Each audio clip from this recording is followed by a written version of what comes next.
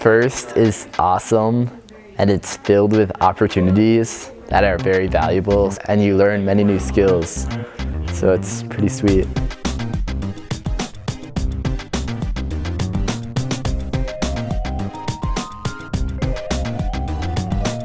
It's been an enjoyable, kind of eye-opening experience that I wouldn't trade.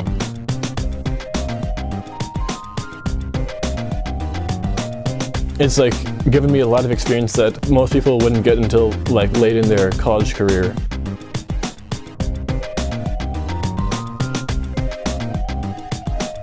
It's fun seeing the kids compete. It's fun seeing the kids interact with the other teams. Going down to the championships, where you're interacting with kids from all over the world is something that, without a program like this, you just never get an opportunity to do.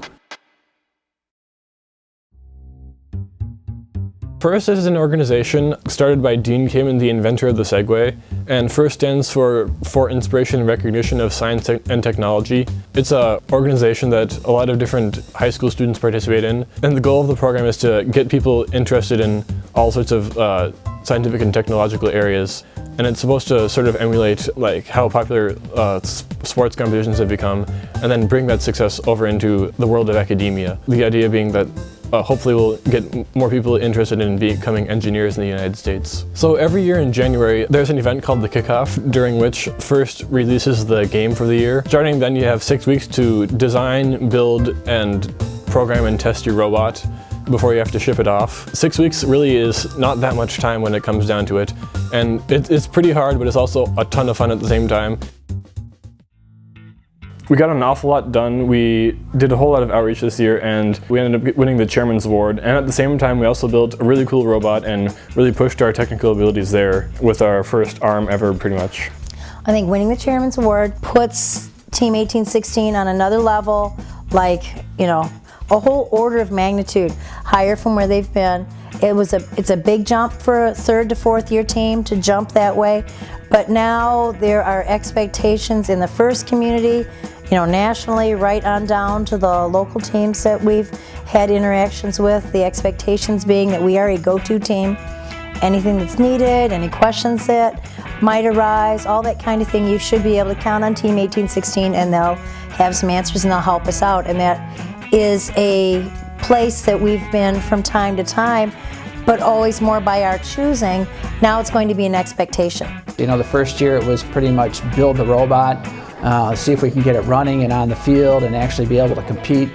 Second year we started taking on a couple more functions like building a website.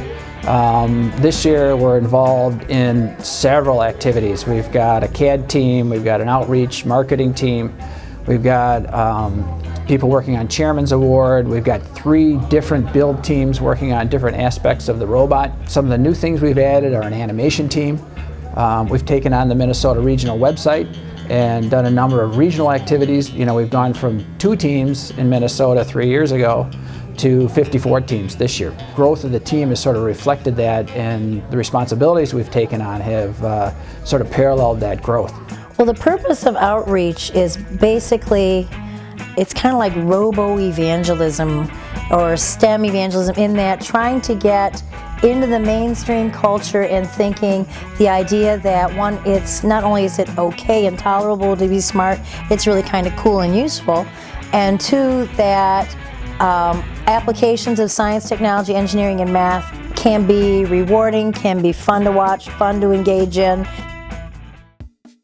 The one thing we discovered 2 years ago is that there was a real pent-up demand for a program like this, that there's kids in every single school that want to do this program. This year there are 38 new FIRST teams just in Minnesota, and that's really exciting, and there are a total of 54 teams in Minnesota right now. I think that's really cool for the whole program, and just a few years ago there were like 1 or 2 teams in Minnesota, so it's amazing to watch how FIRST has grown in Minnesota. We're expecting next year to have probably another 20 teams added to that total. It's interesting in the state of Minnesota, once somebody does it and people can observe what happens and how it happens, there's a greater comfort level with putting it together.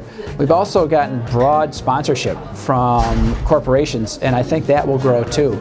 Once you find the big corporations getting involved in the act, smaller ones will get involved and provide funding for a lot of additional teams. We also have a lot to grow outstate. You know, we've got about 8 teams from outstate right now, and I think our biggest growth next year will be in teams from areas like St. Cloud and Windham, Brainerd, Pine City and Forest Lake and some of those areas. In First Lego League, it costs you $150 to join the team. That covers all the expenses for the entire season. Here we have a budget of $20,000 to $30,000 a year. It really causes us to go to corporations and earn from them the money and the support that they give us. Well, the most obvious thing that the money goes to is parts for the robot, because the cost of the motors and transmissions and like the sheet metal and the metal tube and everything else really starts to add up pretty quickly. So it's good that we have corporate sponsors to help offset that. Then there are all sorts of other expenses, like administrative expenses for like we had to get name tags this year to like wear in the workshop, and so we had to spend some money on that, and lots of things here and there. Well, I think the most important reason for why sponsors should sponsor our first team is because first teams inspire students to study science and technology, and that's really important these days since there's been a drop-off in the number of students entering those areas. Sponsors are going to have to be more conscious that how much of our focus will be on outreach and mentoring and helping with FLL and FTC and other activities like that, that the focus is much broader now than 3 years ago when the focus was, let's see if we can build a really cool robot and maybe do something in a competition. Now that's a neat little rallying point, but the circle just got much bigger. And I think the sponsors will be thrilled with the exposure they get by moving in this bigger, wider circle.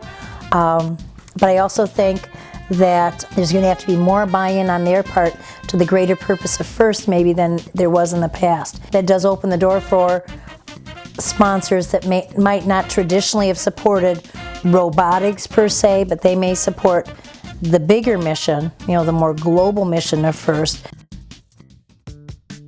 The best part of the FIRST program for me is working with the kids and actually seeing them grow and develop and learn new skills, and also to push themselves. You know, one of the things that we always do is give the kids a challenge that's sort of a stretch for what they're capable of doing, and watch them grow into it.